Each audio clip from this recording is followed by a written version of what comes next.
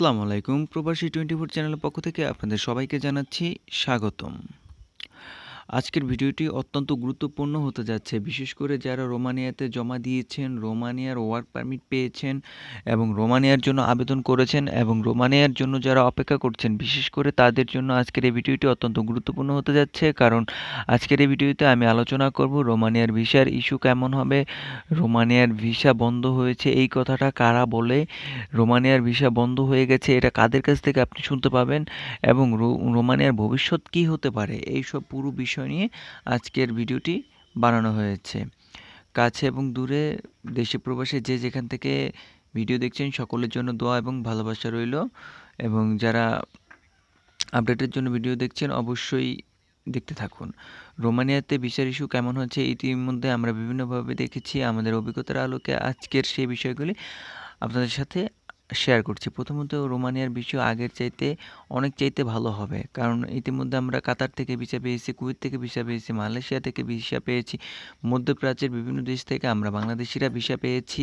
সেখান থেকে ভিসার ইস্যুটা ছিল শতভাগ, একটা মানুষও কিন্তু এই পর্যন্ত রিজেক্ট হয়নি।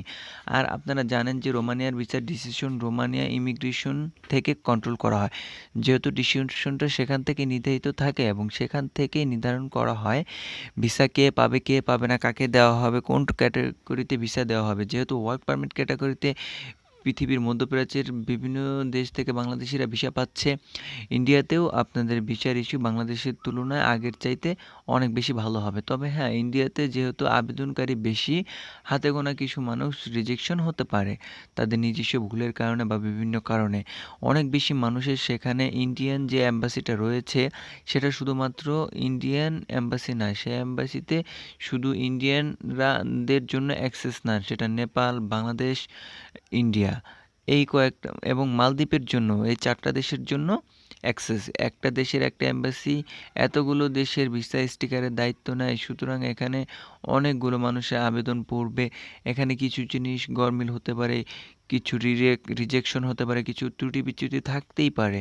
ইন্টারভিউ নিয়ে আপনারা যারা টেনশনে আছেন, ইন্টারভিউর কারণে ভিসা রিজেক্ট হবে না, আপনারা আমার এই চ্যানেলে ভিডিও আছে, ওটা বেসিক জিনিসগুলা আপনি ওইখান থেকে দেখবেন। অবশ্যই আপনার মানে ইন্টারভিউর জন্য ভিসা রিজেক্ট হবে না।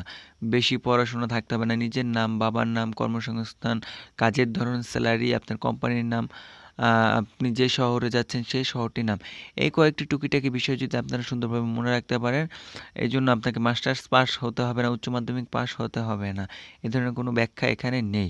এই কথাগুলো যারা সুন্দরভাবে অন্তত বলতে পারবেন তারা অবশ্যই ভিসা পাবেন। রোমানিয়ার ভিসা বন্ধ হয়ে যাচ্ছে এই কথাটি কারা বলছে? সাধারণত আপনারা জানেন যে ইউরোপের কাজ এটি একটি সেনসিটিভ কাজ।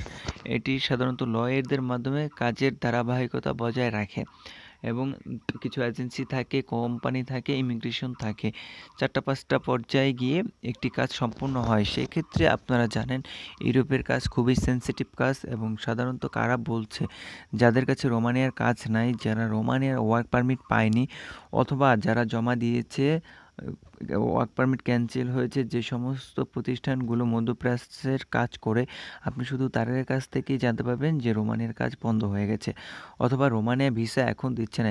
এই ধরনের বিভ্রান্তমূলক কথায় আপনারা কান দিবেন না। যারা ওয়ার্ক পারমিট পেয়েছেন নিশ্চিন্তে নির্ভাবনায় ইন্ডিয়ান ভিসা করে, ট্যুরিস্ট ভিসা করে আপনি যেতে পারেন এবং কি প্রস্তুতি নিতে পারেন ইন্টারভিউ ফেস করার জন্য। আশা করি যারা এখনও ডেট পাননি অবশ্যই ধৈর্য ধরুন এবং কি আপনার যে সমস্ত কাগজপত্র রয়েছে, পুলিশ ক্লিয়ারেন্স এবং যে সমস্ত কাগজপত্র রয়েছে সেগুলো সব কিছু সঠিক করে রাখার চেষ্টা করেন। আসসালামু আলাইকুম। আপনারা দেখছিলেন প্রবাসী 24। ভিডিওটি ভালো লাগলে লাইক, কমেন্ট এবং শেয়ার করবেন। আল্লাহ হাফেজ।